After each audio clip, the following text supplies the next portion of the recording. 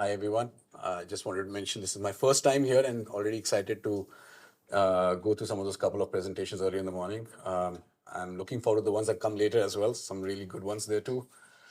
What I'll be talking about today with everyone is the digital beamforming, as mentioned in Ka band, and what are the challenges in this part. And let's dive in. Next.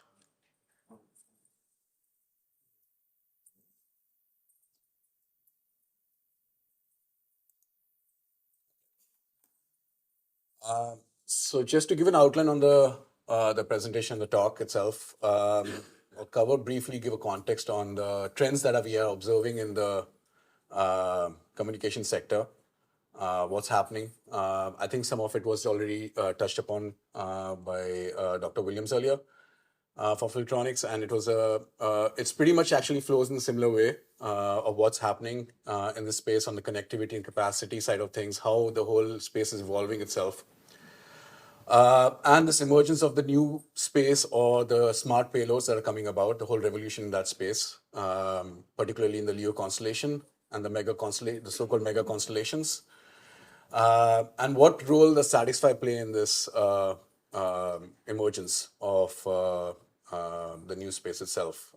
So I think that's where you get to learn a bit about the SatixFy and what we represent and what the work we are doing. Following that, we'll go into a bit into phased array technology itself as an intro, very brief intro. Most of us, I guess, are aware of what's the phased array antenna looks like and what does it do.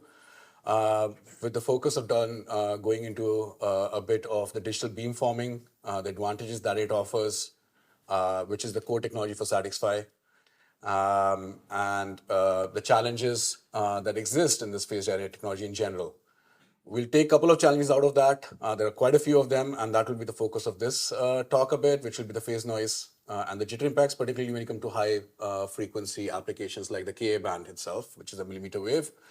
And look at a bit of the calibration challenges. I mean, calibration is a well understood thing. Phased array is pretty much synonymous with calibration. If you're building that many antennas with all the RF and all the other components, pretty much your life is calibration. And hence we'll take a couple of things inside that as well. Again, it's a big area, very vast area, and I'll touch upon a few aspects there, and then we'll sum it up.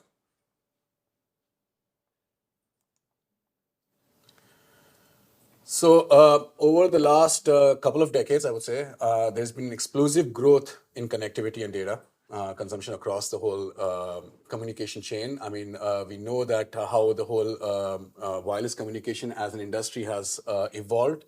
In my previous life, I was in cellular world, terrestrial communication. I moved into satellite communication, so I've seen the entire evolution happen on the terrestrial side up to 4G. And then, of course, beyond that was the 5G. But by that time, I had moved into the satellite side, and we saw how things are evolving there. So it's been an incredible journey on the wireless communication. We started off with the wireless communication was actually, if you trace back the history, wireless communication started off together for both terrestrial and satellite in some way in the late 80s and early 90s. They both were pretty much competing for the same segment. Eventually, terrestrial outpaced Satcom. But the goal was connectivity all throughout, getting devices, getting people connected. So it's the interconnection of everything was the one that was driving all of this. It started off with humans and devices first, became devices being connected with themselves, which led to this whole next wave of what's happening today with regards to 5G, 5G plus and 6G. It's not going to be just humans getting connected. Now devices are going to get connected. Which are billions of them. Everything's getting the so-called smart added as a prefix to it. So no longer it's the smart humans, smart devices, smart payloads, smart everything. And at the same time, the good thing that's happened is that the industry has realized that terrestrial cannot solve every problem. They cannot meet this global connectivity challenge that they had set themselves to be. We now see satellite has joined terrestrial communications and has become now an integral part of this whole communication delivery, which is now part of the standards. If you look at the release 17 onwards, release 17, release 18, release 19, all are focusing on NTN as the next wave of connectivity to meet this goal of connecting all of the humans, there are still a sizable population that's not connected, as well as try and deliver connectivity across the entire planet, not just on focused in certain areas where there's high density of population. We still have only 10% of the actual planet that's covered with regards to connectivity when it comes to the geography. So satellite communication now become a complementary thing, which I think is a big thing that's happened. And the two fundamental trends that are happening in SATCOM are the emergence of these mega constellations in the form of LEO, and the kind of sectors that are evolving within that space as well. There's a broadband service that is coming in, which are constellations directly providing high-speed applications to consumer at very low latency. So they want to. So satellite is no longer like a geo-only high latency system, which is only for a certain broadcast. We're now moving into a new space where satellite is competing, well, not exactly competing, but complementing the terrestrial. So your user experience is no longer going to be a dramatic fall as you move out of a terrestrial into a SATCOM network. So that's the goal. I mean, and the LEOs are fundamental to that. The low latency applications that will allow you to browse, do multimedia applications, require the system to be very responsive. You cannot have delays of hundreds of milliseconds in your system. You need to have very low latency in the system. Plus very large bandwidths as well, which are available in this for the broadband, especially in the KU and the KA bands that exist. There's another segment that's evolving as well, which is the direct-to-device. Again, this is interesting in itself, which is, I think most of the room is familiar with now the next generation handsets that are coming out from Apple, from Samsung and others, and in Android space, in iOS space, they all are supporting satellite connectivity on your handheld device. This is a completely new thing. It's never happened before. And it's all down to what's happening in this space now and what's coming up next. There are new news. There's a recent news in the media which I print, where how Global Star has got an infusion of $1.5 billion for expanding their constellation. We are hearing about new companies that are emerging like AST, Space Mobile, who are trying to demonstrate their capabilities in this space and try to bring multimedia directly to the handheld devices. So as you can see, the whole market and the whole space is changing quite dramatically. And SATCOM is actually very much an integral part of this.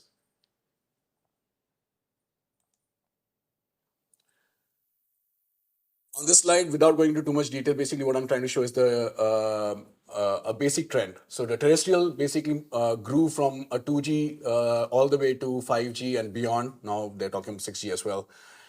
The trend has been that the edge computing has become more and more smart. There's been much more things happening on the base station that were initially being used just to connect to a device, providing just some sort of basic resource planning, into now into a high level of computation and resource management happening right at the edge itself, in the form of 4G, G Node Bs and the E Node Bs that were the evolution that happened in that space. Similar evolution now started happening on the satellite side. We started with the RF bent pipe system, which everybody's familiar for a long period of time, almost for like more than 2 decades.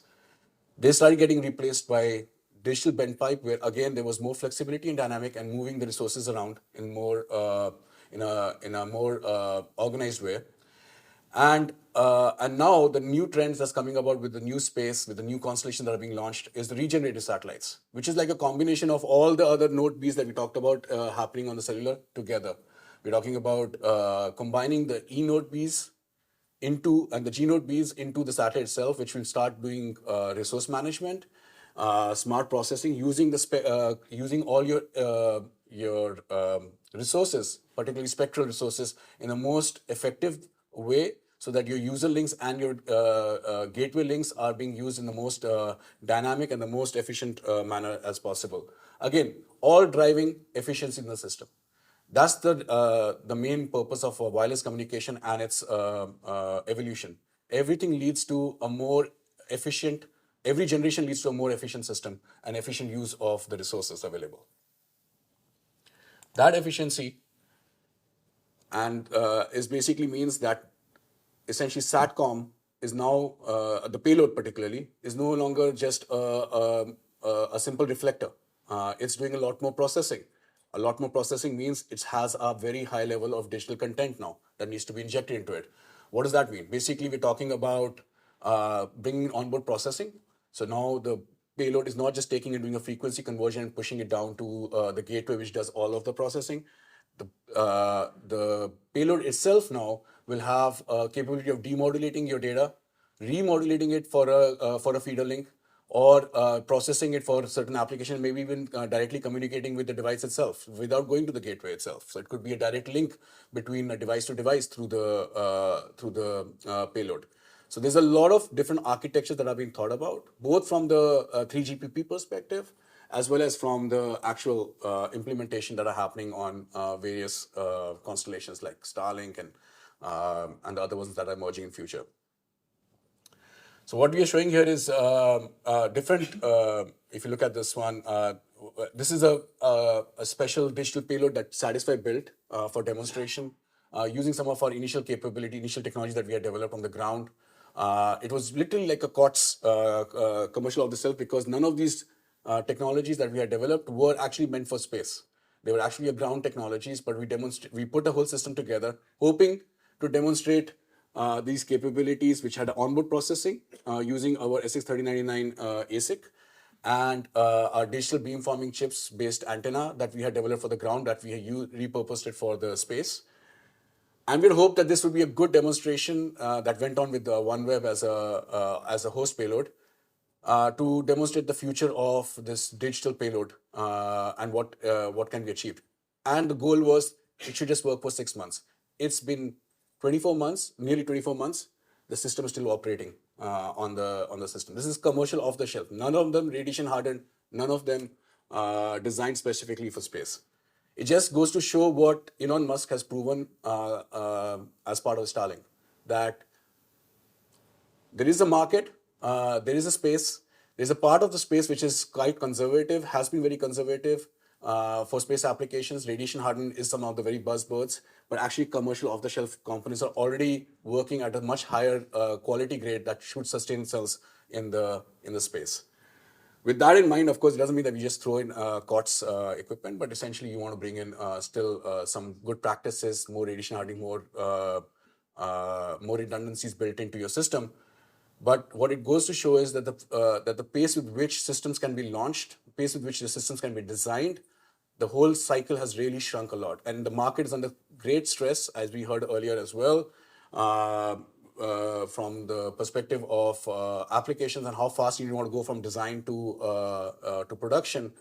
Space needs to evolve at the same rate, otherwise you get left behind, just at the pace at which terrestrial markets are evolving.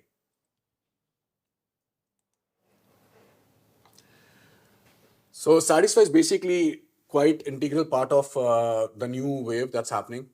We are basically spearheading this whole digital revolution with the ASICs that we are developing, all in-house, which are targeting all these applications like onboard processing, bringing new features like beam hopping, and more importantly, the whole move towards giving a very high capacity system through the phased array antenna technology, which is our electronically steerable multi-beam antennas for the payload. So we're supporting all of this with ASICs that we have designed and to provide a full end-to-end system, not just give some components, but pretty much the entire end-to-end system, which means the technology both on the ground from the gateway perspective, similar chips, similar processing, similar antennas, and on the payload as well.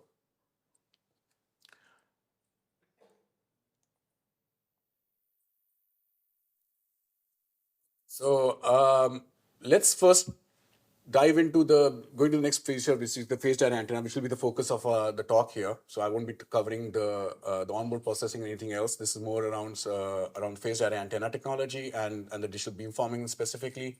So before we go into the digital beamforming, just a phased array 101 for everyone. We all know that a single element, taking again an ideal element, which is an isotropic element, has a certain gain and a certain radiation pattern, which is uniform across the whole space, the field of view. You combine a multiple of these antennas together without anything, just combining a multiple antennas put in a certain orientation, and what you get is a bit more directive pattern. The directivity, basically, as you can see in this, I don't know how, if I can, does the arrow move there? As you can see, the directivity shown by the main lobe here. As you start combining a large number of these, it becomes more and more directive, the system and the antenna. Now you want to, the goal is basically, fine, we got a very nice, highly directive system, but what you want to achieve is to have a full flexibility of moving this directivity in directions that you actually want to scan. So which basically means you want to have a scannable system. You add some phase shifters into the system, which are these smart so-called devices, nothing fancy. All you're doing is basically controlling the phase of each of these elements that you're seeing, which was not the case before. And now you have a very flexible system whereby you can move these the beam in the direction that you want to have. The challenge, of course, are several. I mean, it shows a very trivial representation. It looks like anybody can just bring it up very quickly.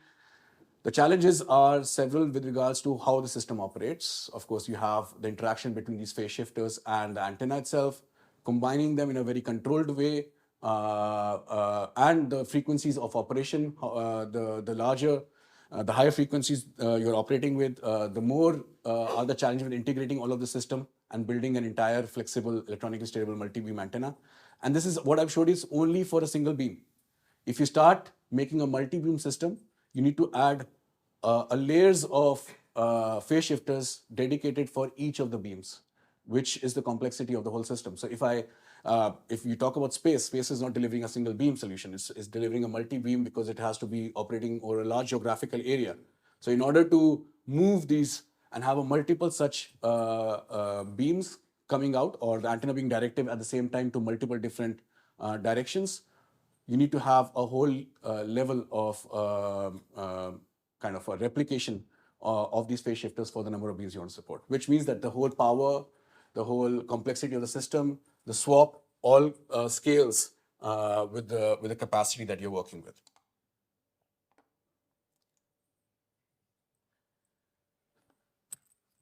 One of the other interesting thing about the phased array antennas is that it's fundamentally a stochastic average system. What this means is that you've got several sources of noise in the system, from thermal noise, phase offset errors in the phase shifters that we showed, gain errors that you will not every single path will have exactly the same channel gain. You have timing errors, which is more in the context of digital beamforming that I'll talk about later. So there are so many forms of inaccuracies and errors in the system that, and the noises in that respect, each error is kind of a noise in itself, that they all are actually adding some level of noise into your overall signal to noise ratio, directly or indirectly.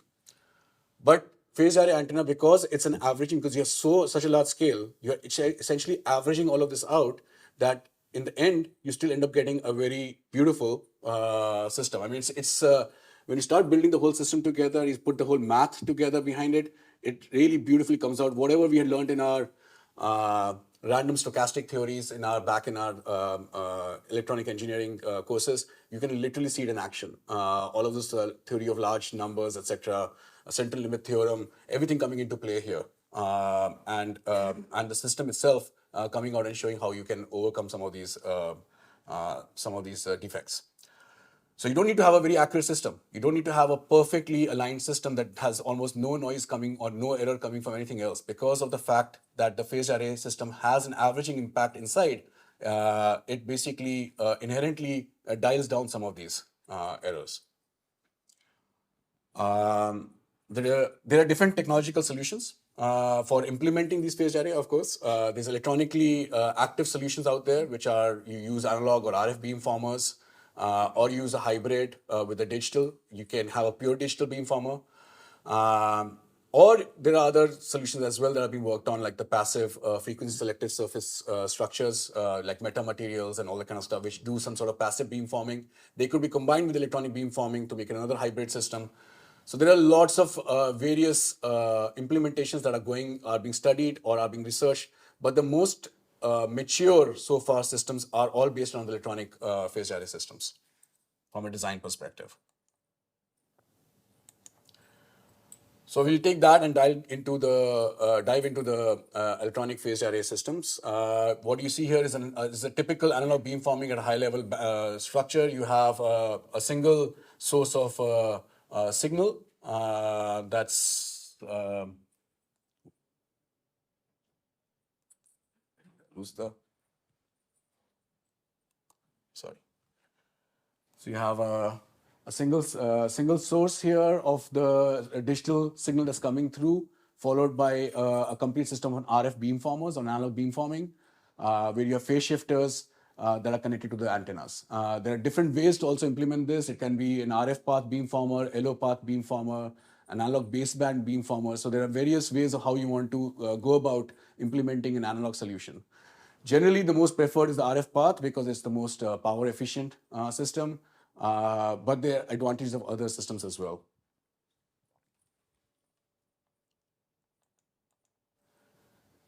And on the right side is the extreme form, where you take every single path that's coming through from a source and digitize every single path that leads to the antenna itself.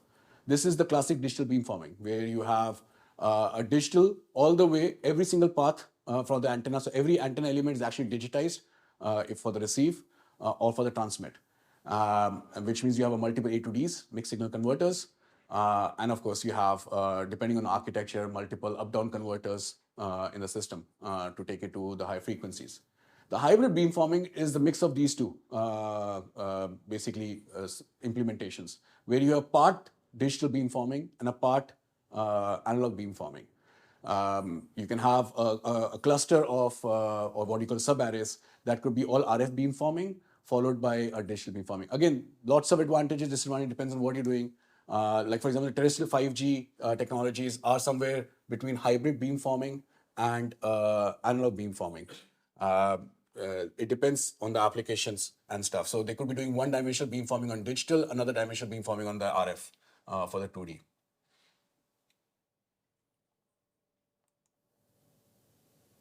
So what's the advantage of digital beamforming? Why should one go after digital beamforming? As we saw, it's a very complex structure. You have to have analog A to D converters for every single path where you need to digitize every single system. Clearly, there must be some advantage that that provides, and then and what are these advantages over the RF beamforming? So one of the two key advantages that are highlighted here are the first and the third. Firstly, wide signal reception.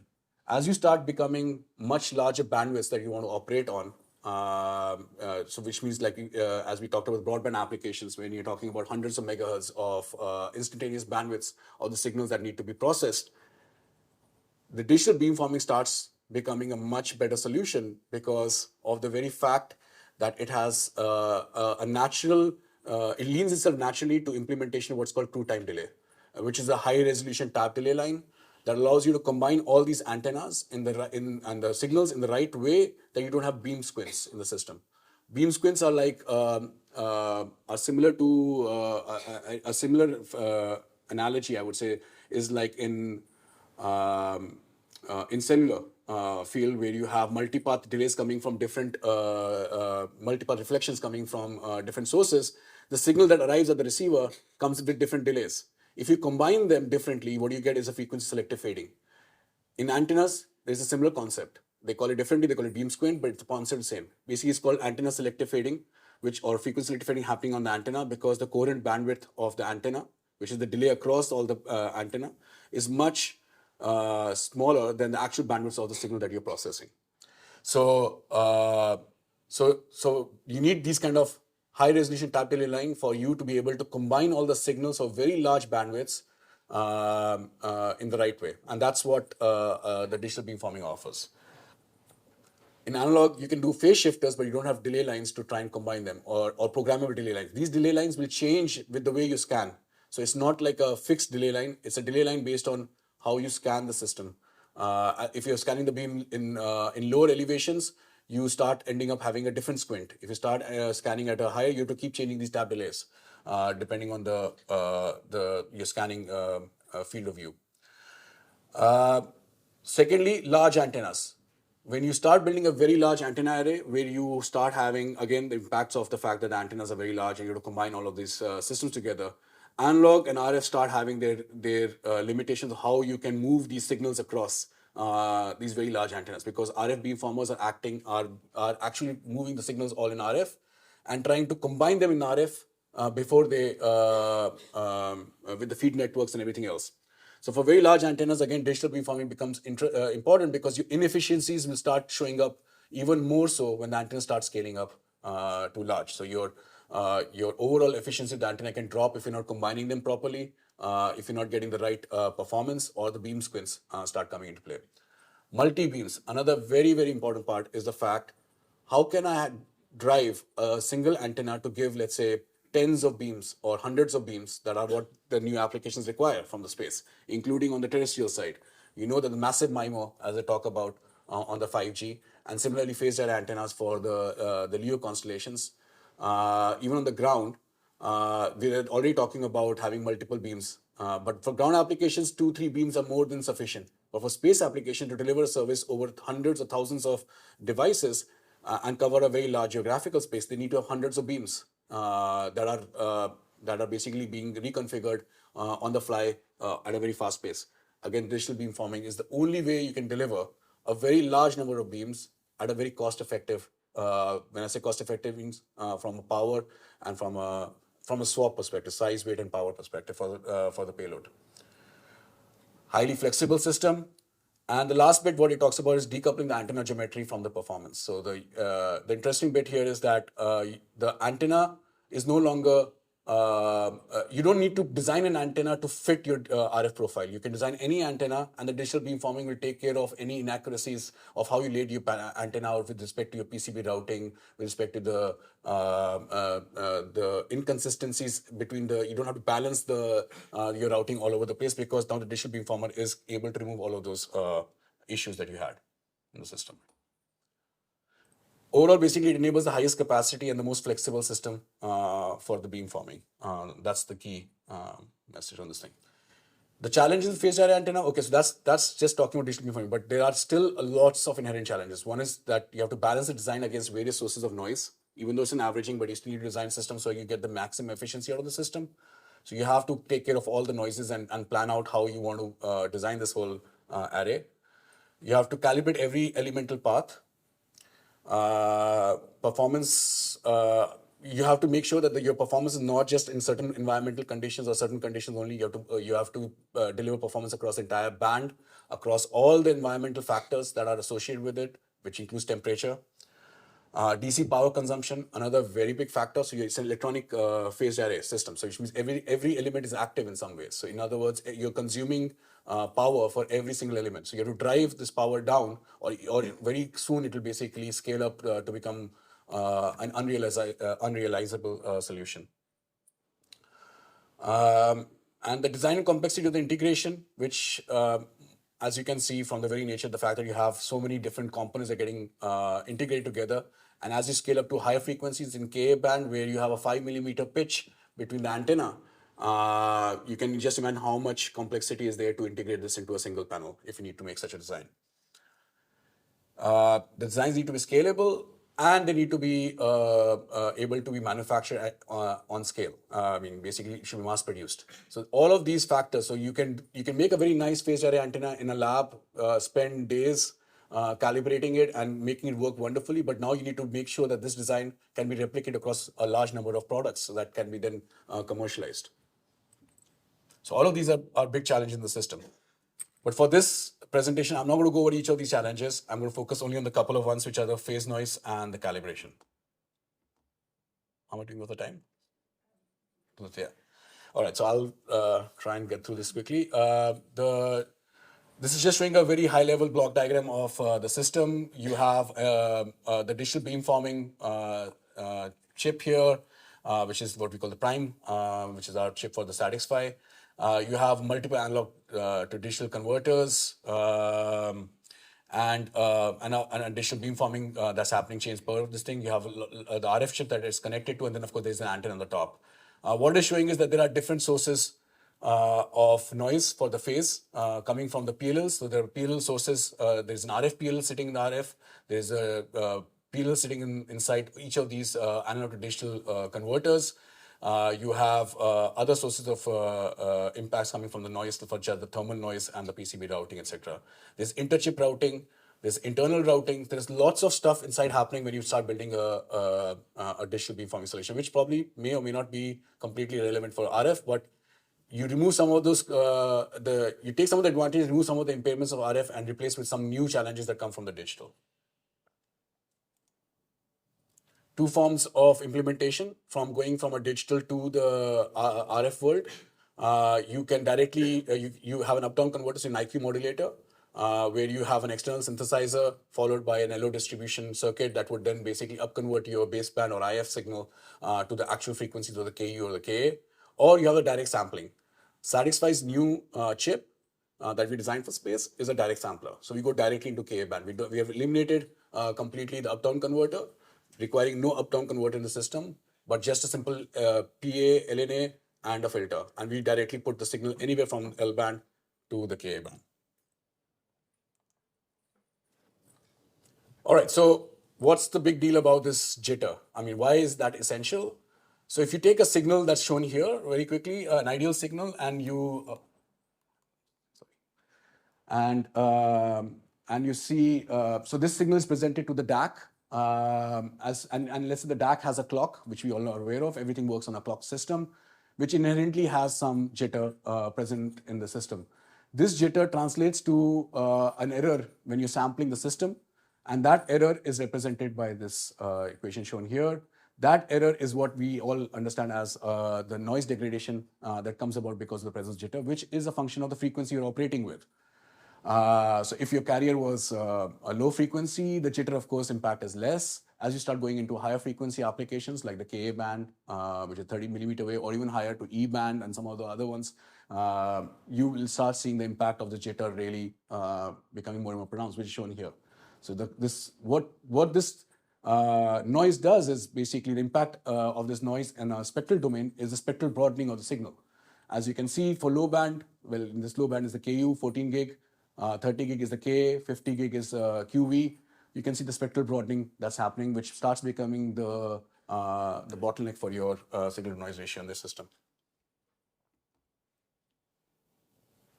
What you see, this one is very quickly the same representation of how the system flows. With regards to the PLL, the block diagram and all that stuff. So it's basically a high pass filter. It's a high pass filter for the reference clock that comes in, but a low pass filter for your VCO, showing the impact of the DAC noise in the system and the PL noise as well. Finally, I just want to show that basically, as you can see here, that how much jitter is required to achieve a low SNR. It's quite a challenging solution.